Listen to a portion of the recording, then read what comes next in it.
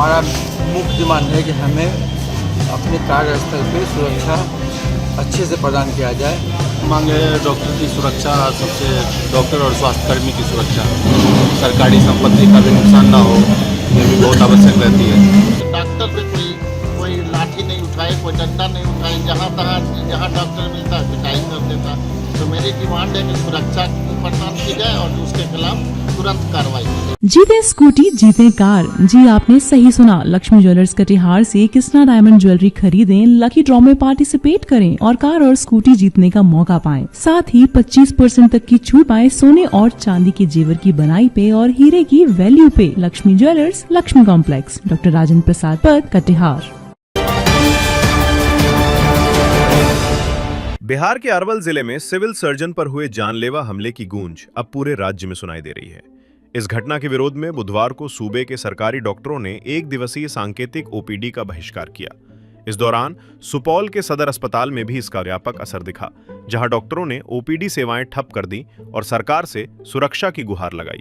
डॉक्टरों ने साफ शब्दों में कहा है कि जब डॉक्टर ही सुरक्षित नहीं रहेंगे तो मरीजों की जान कैसे बचेगी। नमस्कार, आप देख रहे हैं BMW न्यूज बिहार। दिन रात मरीजों की सेवा में लगे रहने वाले धरती के भगवान कहे जाने वाले डॉक्टर आज खुद अपनी सुरक्षा को लेकर चिंतित हैं। अरवल में सिविल सर्जन पर हुए हमले ने पूरे राज्य के चिकित्सक समुदाय को झकझोर कर रख दिया है। इसी कड़ी में सुपौल सदर अस्पताल के डॉक्टरों ने बुधवार को ओपीडी सेवाओं का पूरी तरह से बहिष्कार किया।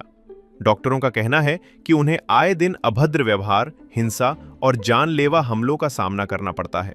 हालांकि इस आक्रोश और आंदोलन के बीच भी डॉक्टरों ने अपनी जिम्मेदारी नहीं छोड़ी।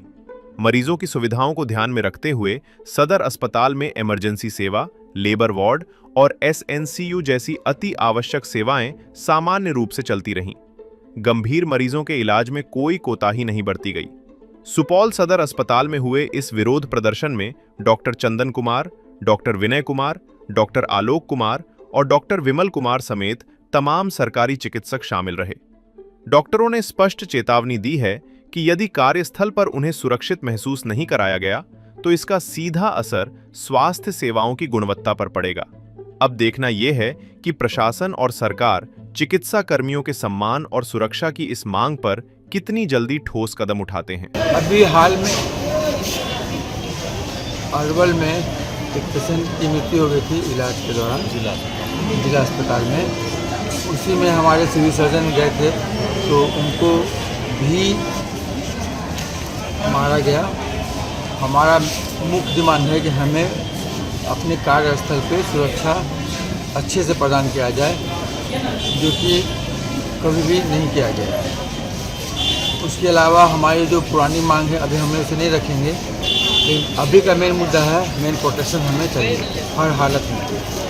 ये हड़ताल कब तक जारी है? निर्भय होकर के कार्य कर सकते हैं। हाँ, ताकि हम लोग निर्भय होकर कार्य कर सके, हमें कोई मन में डर नहीं हो। हम लोग का रेफर करने का एक बहुत बड़ा कारण है डर। ये डर खत्म होना चाहिए। तो कोई सीरियस पेशेंट को रखे, मर भी जाए तो प्रशासन हमें सपोर्ट करे और पब्लिक हमें सपोर्ट करे। बीमारी के कारण प्रशासन से बड़ी बात है कि पब्लिक हम लोग को सपोर्ट करेंगे ना तो बहुत बड़ा समाधान हमें अपने आप ही मिल जाए। लेकिन वो बात कोई नहीं समझता। सबको चाहिए कि पेशेंट हमारा आया है तो उसको कुछ नहीं होना। ये धरना चलेगा। मुख्य मांग है डॉक्टर की सुरक्षा, सबसे डॉक्टर और स्वास्थ्यकर्मी की सुरक्षा, सरकारी संपत्ति का भी नुकसान ना हो, ये भी बहुत आवश्यक रहती है। जब भी इस तरह का भीड़ और भगदड़ का माहौल होता है तो उसमें बहुत नुकसान होता है। इस तरह का नहीं हो, समाज में जागरूकता हो। जो हम लोग समाज के सेवा के लिए स्वास्थ्यकर्मी और स्वास्थ्य विभाग निरंतर कार्यरत है। हम लोग समाज के भाग हैं, समाज के हम लोग हिस्सा हैं हम लोग। और धरना रहेगा सर। आज का एक दिन का ये स्ट्राइक है। हमारे अरवल जिला में 17 तारीख को एक सिजेरियन हुआ था जिसमें से महिला रागिनी जी की डेथ हो गई थी। अब देखिए ऑपरेशन के दौरान तो डेथ हो सकता है, समझ गए। इस वजह से अरवल के सिविल सर्जन को उनके चैम्बर में जाके उनसे बदतमीजी किया, बदसलूकी किया। जब जिला के सबसे बड़े स्वास्थ्य अधिकारी के साथ ये बदतमीजी हो सकती है, मारपीट धक्कम धुक्का हो सकता है, तो और डॉक्टर का क्या हाल होगा। तो ये है कि सबसे पहले तो जिन लोगों ने बदतमीजी की है उसको फौरन अरेस्ट किया जाए, ठीक है। उसके खिलाफ FIR हो, तुरंत कार्रवाई हो और साथ में स्वास्थ्य केंद्र में चाहे सदर अस्पताल हो, PSC हो, CSC हो, सब पे सुरक्षा का इतना पुख्ता इंतजाम हो कि डॉक्टर निर्भय हो के अपना इलाज करे। अगर कोई देखिए मरीज आता है तो दोनों चीज़ हो सकती है, बच भी जा सकता है, मर भी सकता है। मरे तो ये पब्लिक का सपोर्ट और प्रशासन का सपोर्ट होना चाहिए कि डॉक्टर पे कोई लाठी नहीं उठाए, कोई डंडा नहीं उठाए, जहाँ डॉक्टर मिलता है पिटाई कर देता।